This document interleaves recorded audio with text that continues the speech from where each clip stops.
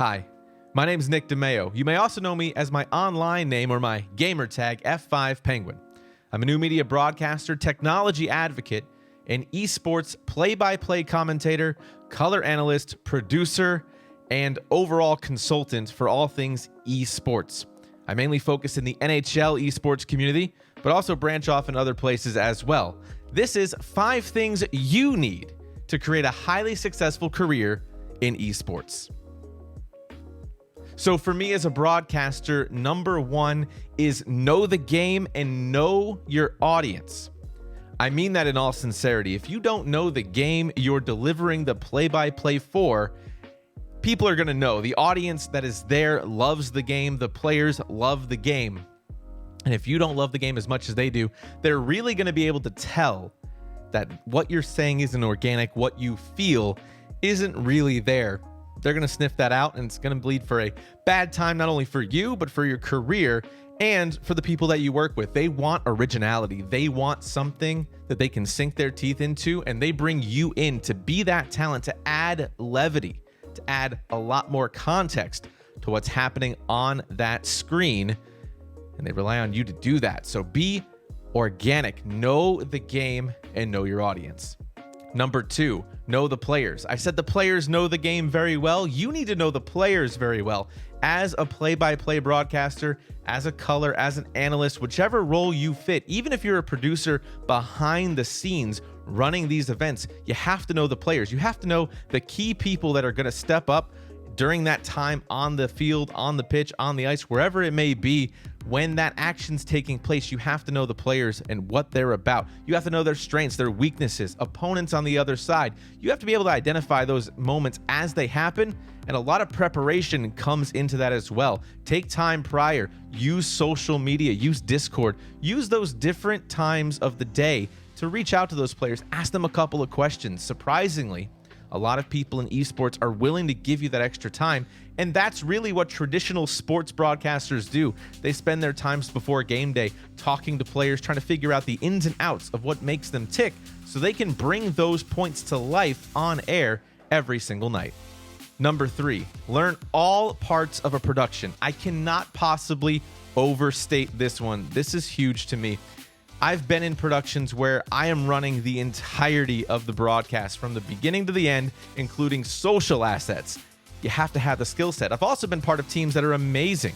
I work with amazing organizations that provide so many different people, so much resources to you, and it makes my job just as a caller that much easier. However, things happen in a broadcast. Murphy's Law definitely exists, and when it comes down to being able to help out your team, you want to make sure you do that, and you want to prove that you're an asset to the organizers who brought you on in the first place. If you can provide that much more value, and you can run the board, turn on OBS and stream, set up audio, bring in assets, make graphics, if you can do any of those things, that's going to be a big help long term for you and your career. Number 4, find a storyline.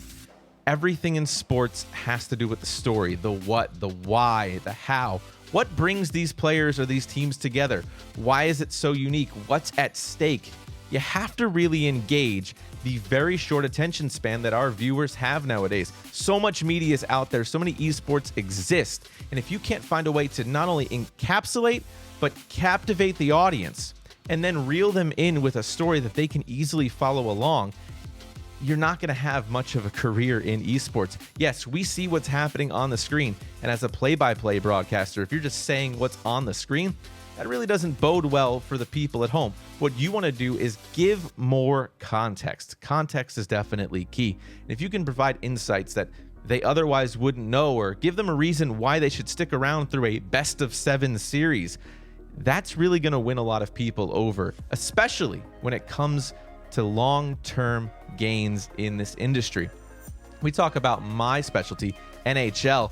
There's a lot happening on the ice at any given time. Hockey is already a difficult sport for some people who are new to esports or new to traditional sports to really wrap their head around unless they are familiar with it.